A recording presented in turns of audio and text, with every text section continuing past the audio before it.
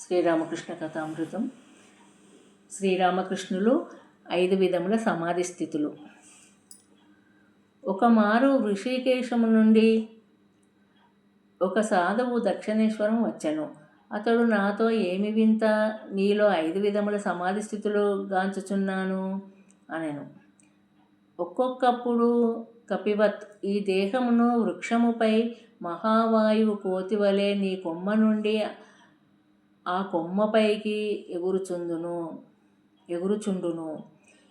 ఈ స్థితిలో సమాధి కలుగును. మరొకప్పుడు మీనవత్, చేపలు నీళ్ళల్లో వచ్చినట్లు తిరుగునట్లే మహావాయువు దేహము లోపల తిరుగుచునే ఉండును. అప్పుడు సమాధి స్థితి కలుగును.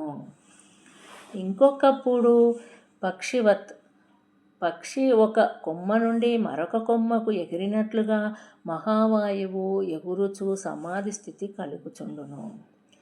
వేరొకప్పుడు కపిలిక్వత్, మహావాయువు చీమ వలె మెల్లగా ప్రాకుచు పైకెగుయును. మెల్లగా సహస్రారము చేరును. అటుపై సమాధి. అప్పుడప్పుడు తిర్యగ్వత్, మహావాయువు సర్పము వలె వంకర టింకరగా బ్రాకుచూ సహస్రారము చేరును. అటుపై సమాధి. రాకాల్ భక్తులతో, ఇక చాలించుదాము, మీరు చాలాసేపు మాట్లాడిరి, జబ్బు ఎక్కువైన కష్టము.